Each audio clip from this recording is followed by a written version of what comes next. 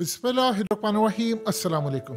आप ज़रा अंदाज़ा कीजिए कि कल सुप्रीम कोर्ट फैसला देने जा रही है और गालिबन ये फैसला जो आने वाला है वो पहले ही मरियम नवाज़ को बता दिया गया है कि मैडम आपका जो ख्वाब है वो चकनाचूर होने वाला है और मैडम अब हम इलेक्शन से बिल्कुल पीछे नहीं हट सकते।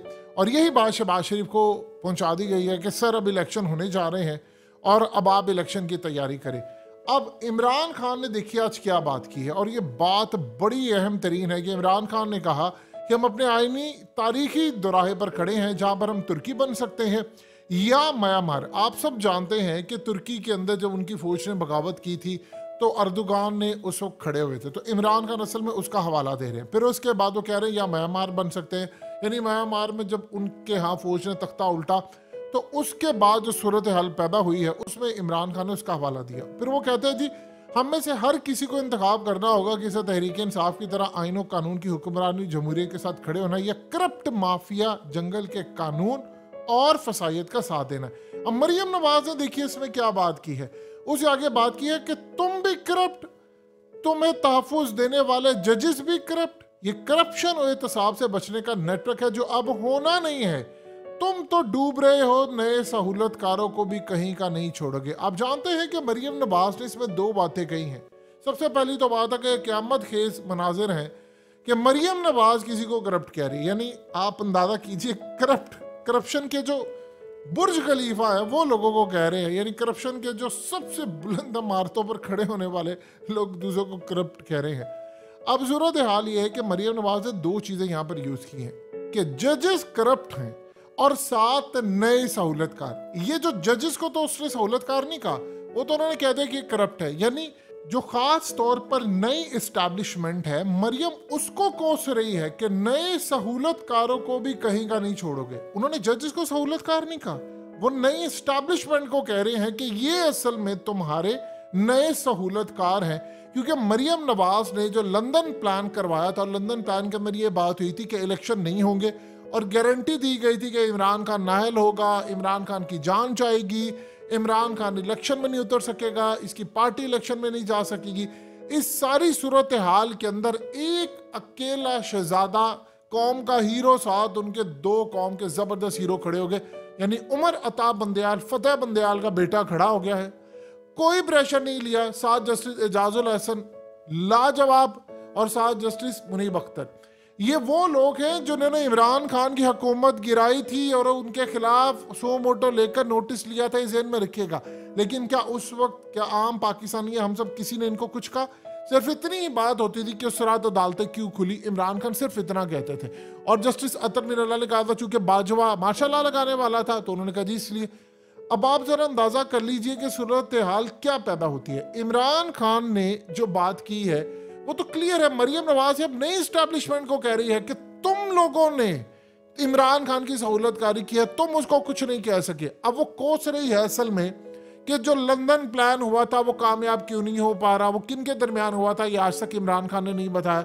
लेकिन वो लंदन प्लान जो था उसमें बात क्लियरली कही गई थी, जो इमरान खान ने कौम को बताई कि वहां पर कहा गया कि इमरान खान को मारना है, तो नवाज शरीफ ने कहा कि मारो इसको। तो वहां पर जवाब दिया गया कि अवाम का रिएक्शन है। उसने कहा जी बेनजीर की दफा 15 दिन था, ये 30 दिन आ जाएगा, इससे ज्यादा तो नहीं।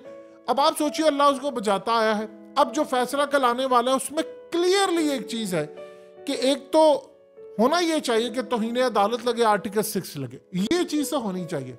लेकिन उसके साथ साथ जो अगली सबसे बड़ी चीज है वो ये बात होनी चाहिए कि इन पर यानी इलेक्शन कमीशन के जो खास तौर पर सरबराह उनको तो फारिग किया जाना चाहिए। सबसे पहले इसको उड़ा देना चाहिए क्योंकि उसने जो बंद कमरों में बैठकर साजिशें बुनी हैं अब उसका फैसला हो जाना चाहिए। नंबर 2 जो सूरत हाल है अब वो इलेक्शन नहीं रुकने वाले, हो सकता है थोड़े दिन आगे चले जाए, ये हो सकता है, लेकिन इलेक्शन रुकने नहीं वाले। और इसके बाद आर्टिकल 190 लगेगा। जो अमल दरामद नहीं करेगा, शहबाज शरीफ को बता दें उनकी कानूनी टीम ने, अगर आपने अमल दरामद नहीं किया तो फिर आपकी जेल भी है और साथ साथ नाअहली भी है और इलेक्शन कमिश्नर भी फारिग हो सकता है आर्टिकल 6 के अंदर, तौहीन अदालत के अंदर। इस सूरत हाल में मरियम नवाज अब चीख रही है। अब आप बताइए कि वो अवाम में जाकर क्या कहेगी? वो ये कहेगी कि जी असल में हमारे पास बयानिया ये है कि इमरान खान करप्ट है, या ये हुकूमत नवाज शरीफ की नहीं है, वो आएगा तो बेहतरी होगी। यानी वो ये जाकर बात करेगा। इन लोगों ने तो असल में तैयारी नहीं की थी। ये अवाम में क्या बताएंगे? आटे में लोग मर रहे हैं, लोग इनको वोट देंगे। इमरान खान इस वक्त 3/4 अक्सरियत के साथ आ रहा है और ये असल में अब नई एस्टैब्लिशमेंट को कोस रही है कि तुम लोग असल में इसके सहूलतकार हो, जबकि इस सूरत हाल में लाडले तो सबसे बड़े ये हैं। यानी बाजवा ने इनको निकाला, नवाज शरीफ को निकाला, आज तक इनको सहूलत है, नाहली इनकी खत्म में है।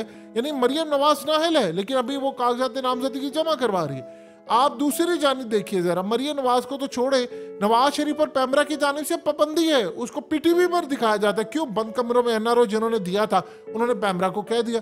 अब ये सूरत हाल जब पैदा हो रही है तो आप बताएं कि कैसे ये मामला आगे जा सकता है। अब वो डायरेक्टली कह रही है चीफ जस्टिस को कि तुम करप्ट हो, तुम करप्ट हो, इजाजुल हसन तुम करप्ट हो, और फिर वो कहती है कि जस्टिस मुनीब को तुम भी करप्ट हो।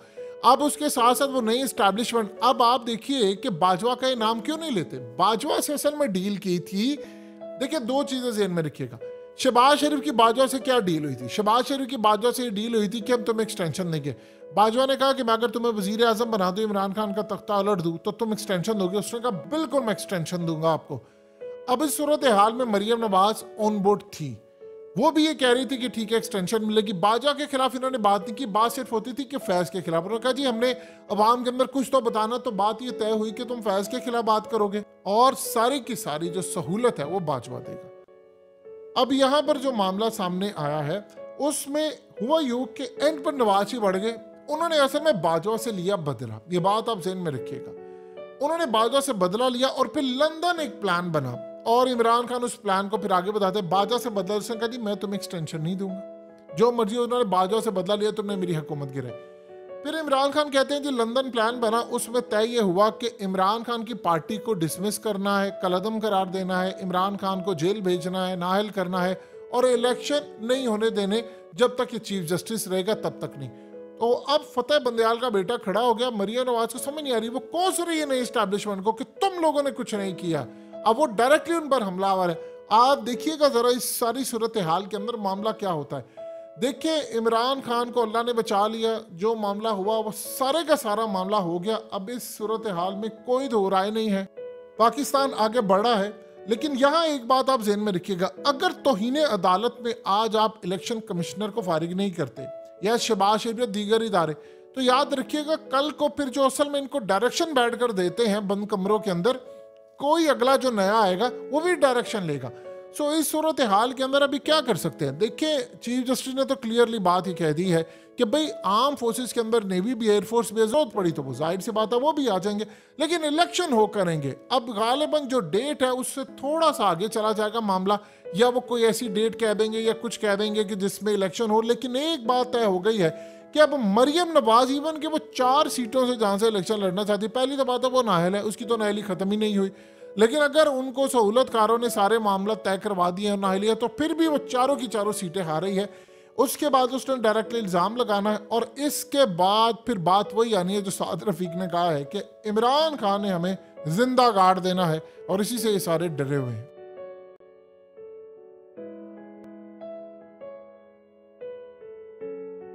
हकीकत टीवी को सब्सक्राइब करना मत भूलें, वीडियो को लाइक करें, शेयर करें और कमेंट सेक्शन में अपनी राय का इजहार ज़रूर करें।